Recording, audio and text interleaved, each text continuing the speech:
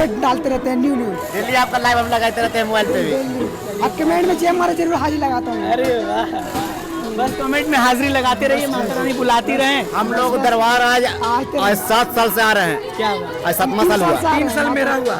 अरे वाह, आपका जब से मैं माता रानी दरबार में आ रहा हूँ, जब से आपका वीडियो देख रहा हूँ। अरे क्या बात है। चलिए, माता रानी की कृपा बने रहे और हम लोग आते रहे। इसी तरह हम तीनों भाई मिलते रहे। जय माता दी। जय माता जो भी माँ से मांगे पूरा होते रहे, माँ के दरबार में आते रहे। जय माता दी। जयकारा मशेरा वाले दरबार। मैनू एक वारी दर ते बुला ले मैं दर तेरे आवा नचदा, मैं दर तेरे आवा नचदा।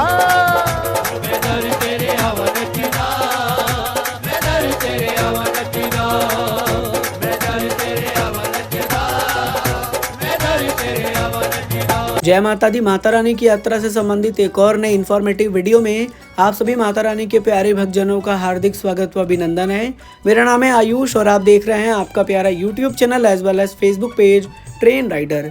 आज से जुलाई महीने की शुरुआत हो रही है और ऐसे में काफ़ी श्रद्धालु हैं जो आगामी जुलाई अगस्त के महीने में माता रानी के दरबार जाने वाले हैं।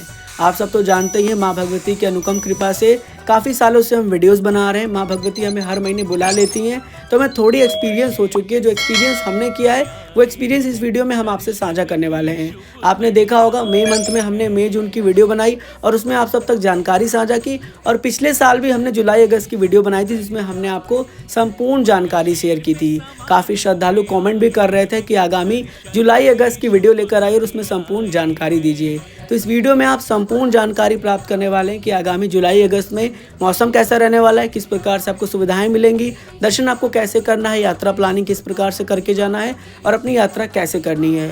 तो संपूर्ण जानकारी जानने के लिए वीडियो को अंत तक पूरा देखिएगा। साथ ही साथ हो सके तो इसे ज़्यादा से ज़्यादा अपने सोशल मीडिया पर शेयर कर दीजिएगा। इस वीडियो की शुरुआत करते हैं और सबसे पहले बात करते हैं प्लानिंग की। जैसा कि आप सब जानते हैं कि कोई भी काम करने से पहले अगर आप उसका प्लानिंग कर लेते हैं तो काम आपका सफल होता है। ऐसे ही माँ भगवती की यात्रा होती है। अगर आपका पूरा प्लानिंग है कि लाइक आपको अपनी यात्रा कब शुरू करनी है, किस समय आपको किस किस पॉइंट पर पहुँचना है, कब माँ भगवती के दर्शन करना है और कब आपको नीचे कटरा शहर आ जाना है, अगर आपका ये पूरा प्लान सेट होता है तो आपको यात्रा के दौरान किसी प्रकार से कोई भी कठिनाई का सामना नहीं करना पड़ता है।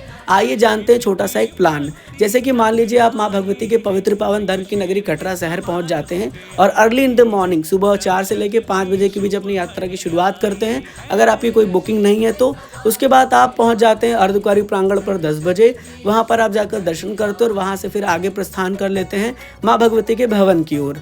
माता रानी के भवन पहुँचते पहुँचते आपको 2 बज जाते हैं दोपहर के और आप माँ भगवती के दर्शन कर लेते हैं। उसके बाद दर्शन करने के बाद आप थोड़ा सा रेस्ट करते हैं और उसके बाद आप बाबा भैरव जी के दर्शन करने भैरव घाटी निकल जाते हैं लगभग 5 बजे तक।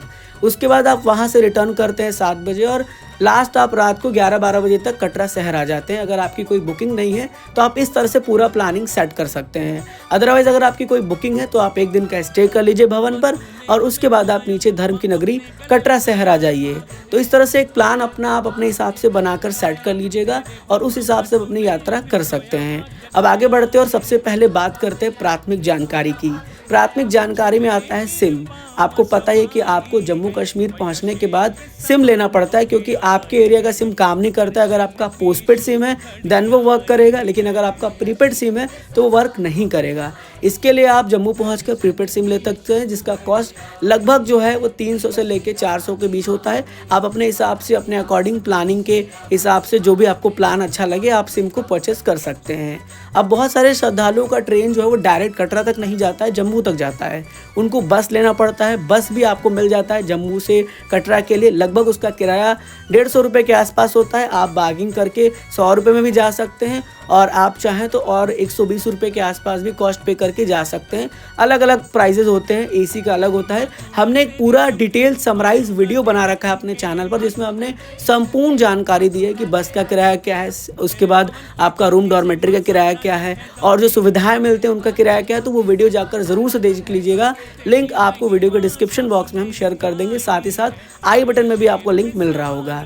अब जैसा कि आप कटरा पहुँच जाते हैं, सिम परचेस कर लेते हैं, फिर आपको लेना पड़ता है होटल्स। अब देखिए कटरा में बहुत से होटल्स हैं, काफ़ी गेस्ट हाउस हैं, तो आप चाहें तो वहाँ जाके ऑन द स्पॉट भी होटल और गेस्ट हाउस ले सकते हैं, और आप चाहें तो ऑनलाइन बुक कर सकते हैं। ऑनलाइन के लिए भी मैं आपको प्रेफर करता हूँ GoIVivo। आप GoIVivo पे विजिट करिए, वहाँ पे होटल्स चेक कर लीजिए, जो आपको बेस्ट लगे, आपके बजट में लगे, आप ऑनलाइन भी बुक कर सकते हैं। अदरवाइज़ अगर आप बहुत कम पैसे में रुकना चाहते हैं तो आपके लिए सबसे बेस्ट ऑप्शन है श्री माता वैष्णो देवी श्राइन बोर्ड द्वारा डॉर्मेट्रीज, जो कि कटरा के त्रिकुटा भवन में स्थित है। आप वहाँ पे भी जाके ऑफलाइन भी ले सकते हैं, लेकिन कोशिश करिए कि आप इसकी बुकिंग ऑनलाइन ही कर लीजिए। मात्र 150 रुपये में पर बेड आपको मिल जाता है, काफ़ी नीट एंड क्लीन रहता है और बहुत बेहतर सुविधा आपको मिल जाती है। इसकी बुकिंग के लिए आप www.maavaishnodevi.org पर विजिट करके कर सकते हैं। शुरू करते हैं माता रानी की यात्रा, और सबसे पहले लेना पड़ता है हमें RFID कार्ड। RFID कार्ड लेने के लिए आपके पास सबसे बेस्ट 2 ऑप्शन हो जाते हैं। पहला ऑप्शन ये है कि आप घर से माँ वैष्णो देवी जी की ऑफिशियल वेबसाइट पर विजिट करके, जो कि www.maavaishnodevi.org है, यहाँ पर आपको ऑनलाइन सर्विसेज में टैप करना है, मोबाइल नंबर से OTP डाल के लॉगिन कर लेना है और यात्रा पर्ची में जाके RFID कार्ड के लिए रजिस्ट्रेशन कर लेना है। स्लिप ले जाके जितने भी कटरा के ऑफलाइन काउंटर हैं वहाँ से दिखा के RFID कार्ड प्राप्त कर लीजिए। दूसरा ऑप्शन आपके पास ये है कि आप कटरा पहुंच जाइए और सेम टाइम में अपना नाम, अपने एरिया का पिन कोड और अपना मोबाइल नंबर बता के ऑफलाइन रजिस्ट्रेशन काउंटर से RFID कार्ड को प्राप्त कर लीजिए। 5 साल से ऊपर सभी श्रद्धालुओं के लिए RFID कार्ड लेना अनिवार्य है। साथ ही साथ टाइमिंग की बात कर ली जाए तो सुबह 5 बजे से लेके रात 10 बजे तक RFID कार्ड काउंटर खुला रहता है। आप आराम से इस दौरान RFID कार्ड प्राप्त कर सकते हैं। वहीं अगर आप ऑनलाइन रजिस्ट्रेशन करा के आते हैं RFID कार्ड के लिए, तो आप ताराकोट मार्ग के स्टार्टिंग पॉइंट पर जाकर वहां से 24 घंटे कभी भी RFID कार्ड प्राप्त कर सकते हैं। सबसे ज़्यादा बड़ा benefit RFID card online registration के लिए यही हो जाता है कि आपको 24 घंटे RFID कार्ड ताराकोट मार्ग के स्टार्टिंग पॉइंट पर मिल जाता है। अब माता रानी की यात्रा के टाइमिंग की बात करें तो देखिए माता रानी की यात्रा 24 घंटे चलती रहती है, लेकिन RFID कार्ड ना मिलने की वजह से रात के 10 बजे के बाद यात्रा में काफ़ी डिक्रीजिंग देखने को मिल जाता है। जो श्रद्धालु ऑनलाइन करा के आते हैं वही यात्रा पर जा पाते हैं, नहीं तो काफ़ी श्रद्धालु 10 बजे के बाद यात्रा पर नहीं जाते हैं। हालांकि माता रानी के दर्शन 24 घंटे होते रहते हैं, किसी प्रकार से कोई भी कठिनाई नहीं होता है। ऊपर आरती के समय 2 घंटे सुबह में और 2 घंटे शाम में दर्शन बंद होते हैं, अदरवाइज रात में भी दर्शन होते रहते हैं।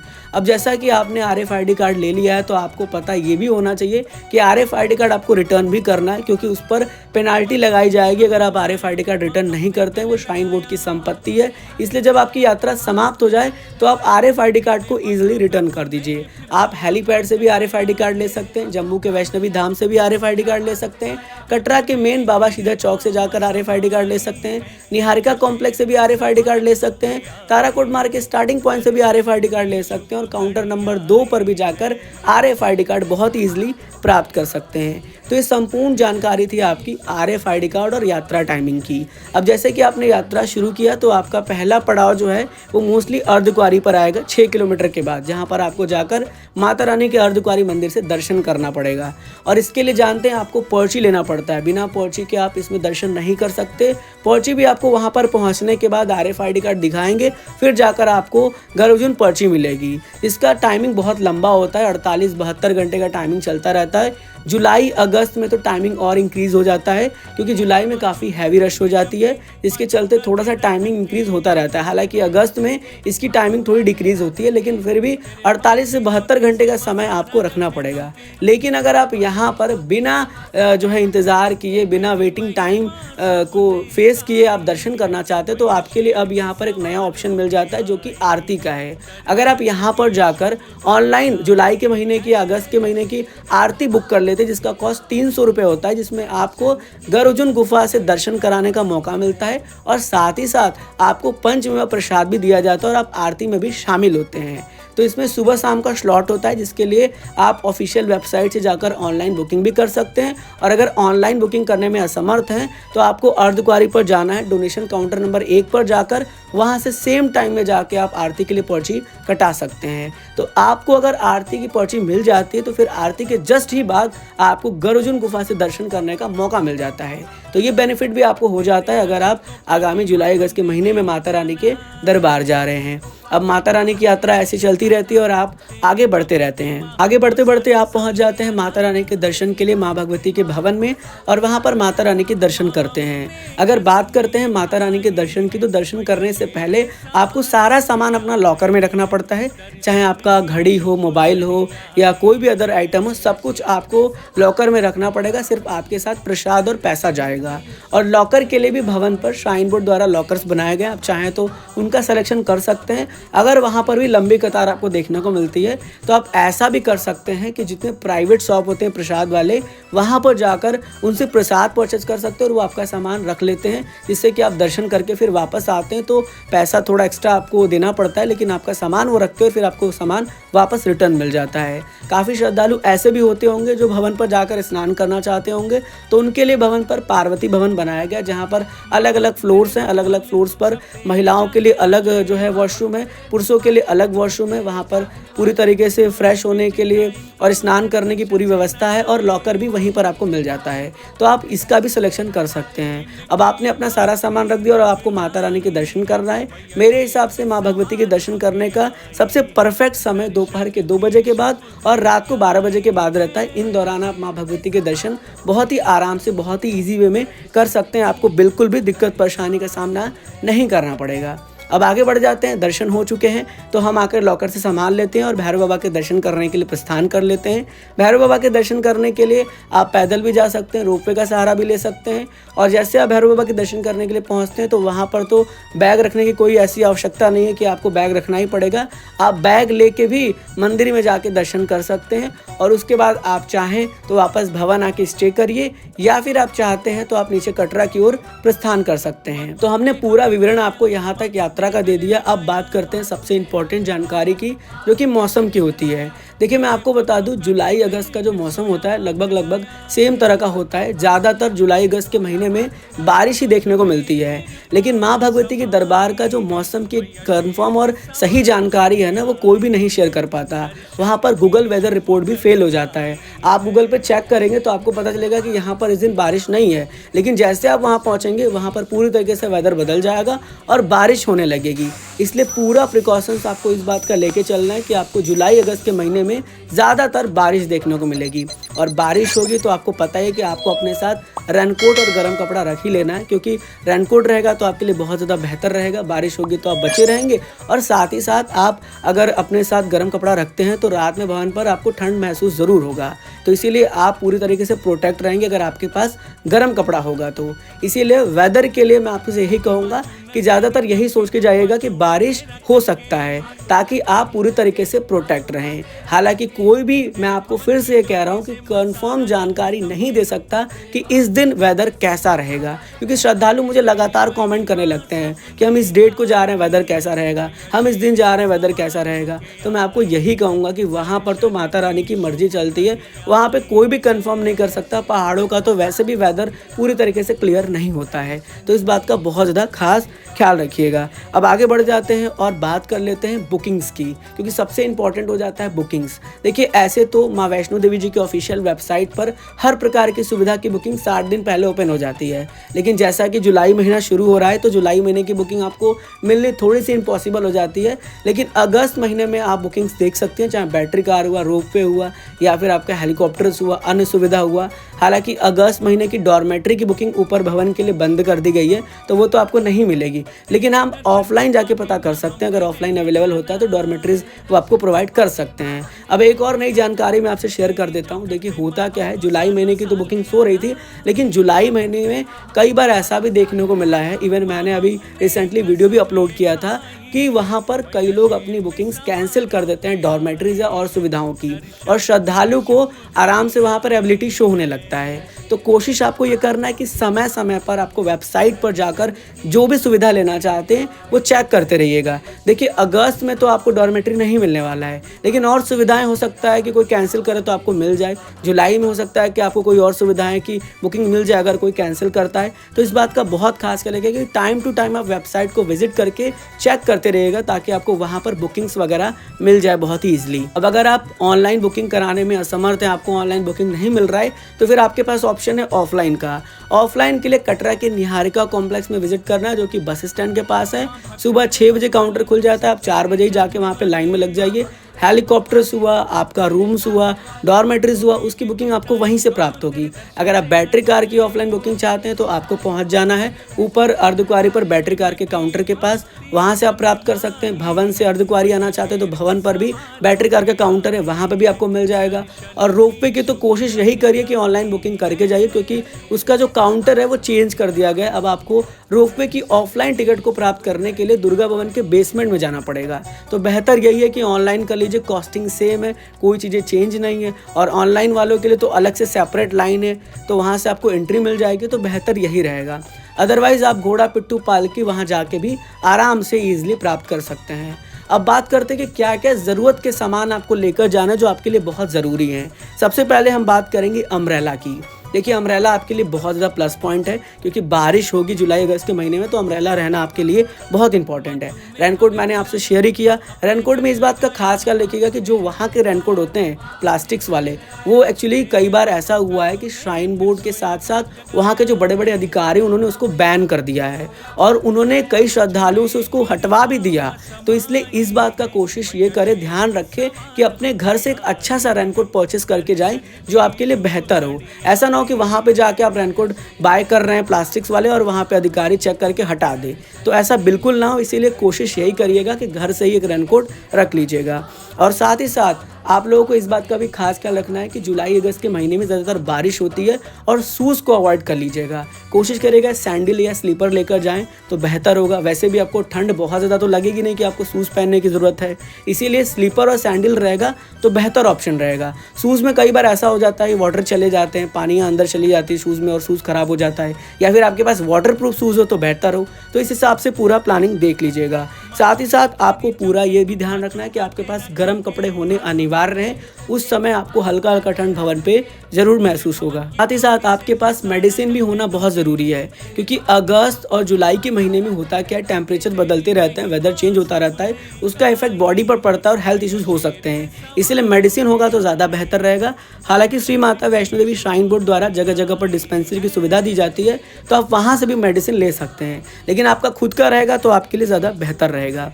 आप जब भी पैकिंग कर रहे हैं इस बात का भी खास ख्याल रखिएगा कि अपने जो भी क्लॉथ्स होंगे उसको प्लास्टिक से कवर अप करके रखिएगा। आपका बैग भी वाटरप्रूफ हो तो ज़्यादा बेहतर हो, अदरवाइज़ आपका जो भी अंदर का क्लॉथ्स है वो पूरी तरीके से प्लास्टिक से कवर रहेगा। तो अगर बारिश होती इन केस अगर आपको प्रॉब्लम आता भी तो आपका कपड़ा जो है वो सेफ़ रहेगा, क्लॉथ्स बिल्कुल सेफ़ रहेगा। ये भी आपको कोशिश करना है कि जुलाई अगस्त के महीने में देखा गया है कि आंधी तूफान काफ़ी हो जाता है, काफ़ी हवाएं तेज़ी से चलने लगती हैं, लाइट्स का बहुत इशू हो जाता है ट्रैक पर, तो अपने साथ टॉर्च जरूर से कैरी करिएगा। फ़ोन का टॉर्च कब तक आपका साथ देगा, इसलिए अगर आपके पास एक एक्स्ट्रा टॉर्च रहेगा तो ज़्यादा बेहतर रहेगा। और आपको इस बात का भी बहुत ज़्यादा खास ख्याल रखना है कि जब आप माता रानी के दरबार की ओर प्रस्थान कर रहे हैं, जब आप दर्शनों के लिए जा रहे हैं, तो कोशिश करिए कि अपने मन को बहुत शांत करके जाइएगा। मन में कोई भी नेगेटिव चीज़ नहीं लाइएगा। अगर आप किसी प्रकार से कोई स्मोकिंग करते हैं तो उसको भी अवॉइड कर दीजिएगा, क्योंकि अब कटरा में एक नया रूल इम्प्लीमेंट हो गया है कि कोई भी स्मोकिंग करते हुए पकड़ा जाएगा तो उसके ऊपर सख्त कार्रवाई की जाएगी। तो इस बात का भी बहुत ज़्यादा आपको खास ख्याल रखना है। अब देखिए, ये सारी चीज़ें थी जो मैंने आपसे इंपॉर्टेंट के तौर पे शेयर की थी। अब हम ये बात करते हैं कि जिनको बुकिंग्स नहीं मिलता और उनका मन है कि वो भवन पे स्टे करें, तो वो कहाँ पे रुक सकते हैं। तो सबसे पहला ऑप्शन आपके लिए है दुर्गा भवन। आप दुर्गा भवन में जाके पूरी तरीके से निःशुल्क में रुक सकते हैं। और दूसरा ऑप्शन आपके पास मिल जाता है मनोकामना, जो भोजनालय उसके जस्ट बगल में ही नीचे से रास्ता जाता है जहाँ पर फ्री धर्मशाला है, वहाँ पे भी आप जाके रुक सकते हैं।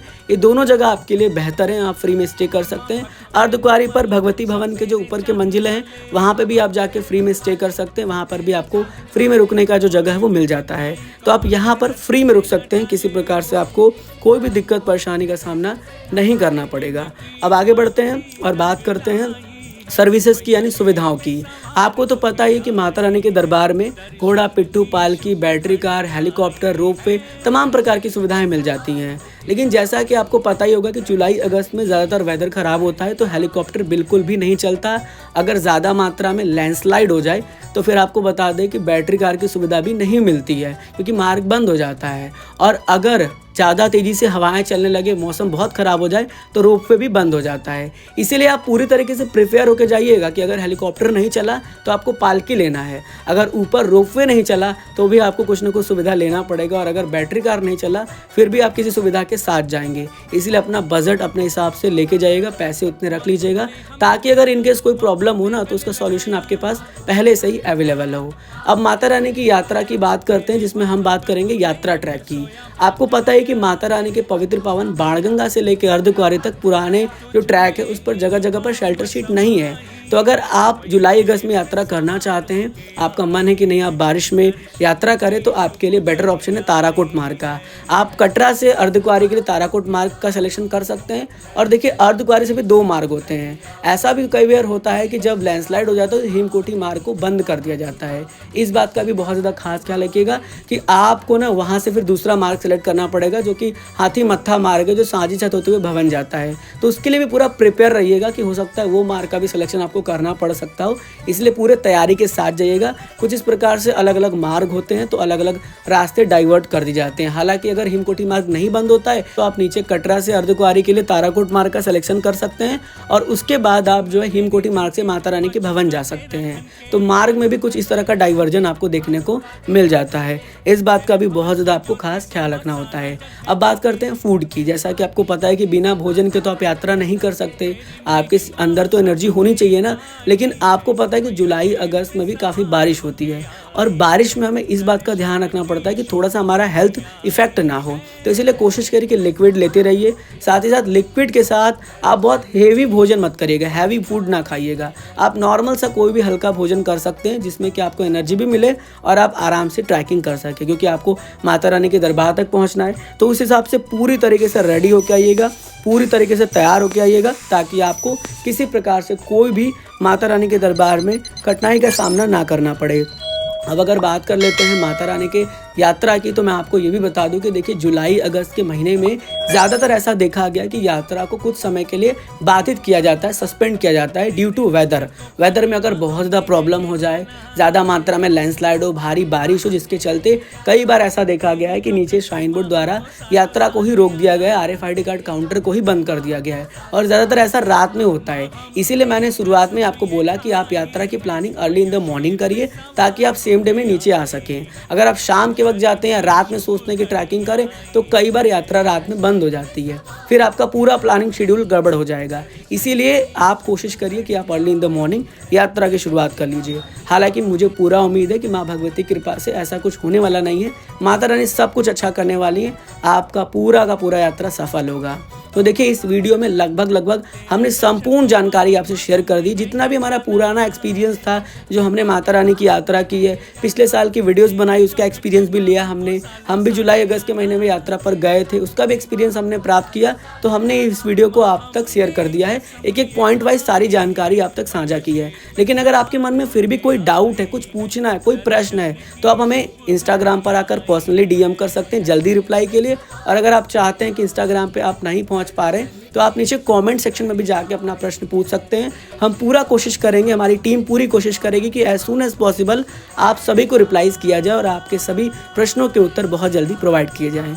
आशा करूंगा कि आप सभी की यात्रा सफल होगी।